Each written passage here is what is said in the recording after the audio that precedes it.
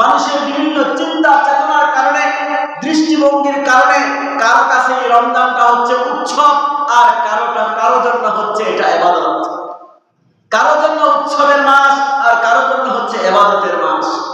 বহুতাশের 11 মাস থেকে উত্তম যে মাস, সেই মাসটা হচ্ছে রমজান মাস। আমাদের সেই কাঙ্ক্ষিত মাস রমজান মাস। এই মাসকে আগমনের পূর্বেই হরেক রকম মানুষ হরেক রকমের প্রস্তুতি গ্রহণ করে থাকে। বিশ্ব মুসলমান এই মাসকে ইস্তেকবাল করে, স্বাগতম জানায়, আর বিভিন্ন রকমের প্রস্তুতি গ্রহণ করে। বিভিন্ন মানুষের প্রস্তুতি ধরন বিভিন্ন রকম, এক এক শ্রেণীর মানুষের প্রস্তুতির ধরন এক এক রকম।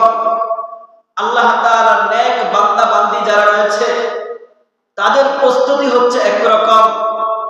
যারা নেক বান্দা বান্দি রয়েছে, তারা এই রমজান আসার পূর্বেই রমজানের প্রস্তুতি গ্রহণ করে সমস্ত কাজকর্মগুলোকে আস্তে আস্তে গুটায় নেয়। বিশেষ বিশেষ কাজগুলোকে রমজানের পূর্বেই সম্পন্ন করে নেয়, যাতে রমজানের মধ্যে অযথা সময়গুলো অন্যদিকে ব্যস্ত না হয়ে পড়ে, যাতে বেশি থেকে বেশি মসজিদে বা ইবাদতের মধ্যে কাটানোর সুযোগ হয়, বেশি বেশি জিকির আজকারের মধ্যে সময় কাটানো যায়, নফল নামাজের মধ্যে সময় কাটানো যায়, কোরআন তেলাওয়াতের মধ্যে সময় কাটানো যায়। কঠিন কাজগুলো যাতে রমজানে করতে না হয়, আর কঠিন কাজগুলো করার দ্বারা যাতে রোজাগুলো নষ্ট না হয়ে যায়, সেই জন্যই রমজানের পূর্বেই আল্লাহর নেক বান্দা বান্দিরা, মুত্তাকি পরহেজগার নেক বান্দা বান্দিরা সেরকম প্রস্তুতি গ্রহণ করে থাকে। মুহতারাম হাজরিন, পক্ষান্তরে আরেক শ্রেণীর মানুষ রয়েছে যারা রাজনৈতিক ব্যক্তিবর্গ, তাদেরও এই রমজানের কিছু প্রস্তুতি আছে। রমজানকে তারা প্রস্তুতি নেয়, রমজানকে স্বাগত জানায়। কিভাবে? দেখবেন রমজানের পূর্বেই কিছু রাজনৈতিক ব্যক্তিবর্গ বিশাল এক ব্যানার বানিয়ে কিছু লোক জড়ো করে তারা রাস্তায় নামবে আর স্লোগান দিবে, খুশ আমদেদ মাহে রমাদান, আহলান সাহলান মাহে রমাদান। তারা এভাবে রমজানের প্রস্তুতি নেয়, তারাও এভাবে রমজানকে স্বাগত জানায়। মুহতারাম হাজরিন, আরো এক শ্রেণীর মানুষ আছে যারা ব্যবসায়ী শ্রেণীর মানুষ। তারা রমজানের 6 মাস আগে থেকেই এই ব্যবসায়িক মুনাফা কিভাবে বাড়ানো যায়, তারা তাদের মজুদ কিভাবে বাড়ানো যায়, তাদের পণ্য সামগ্রী কিভাবে গোডাউনজাত করা যায়, সেজন্য তারা প্রস্তুতি গ্রহণ করতে থাকে রমজানের বহু আগে থেকেই। এটা হচ্ছে ব্যবসায়িকদের প্রস্তুতি।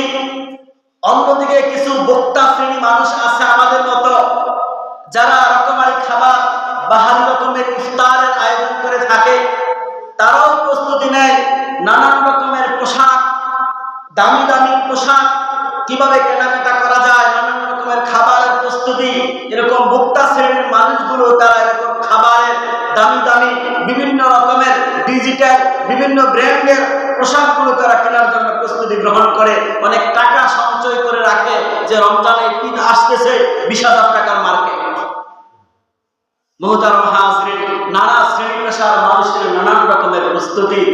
কিন্তু যত রকমের প্রস্তুতি হোক না কেন, নেককার বান্দা বান্দিরা যে প্রস্তুতি গ্রহণ করে, এই প্রস্তুতির সাথে অন্য কোনো প্রস্তুতি কখনোই মিল হবে না।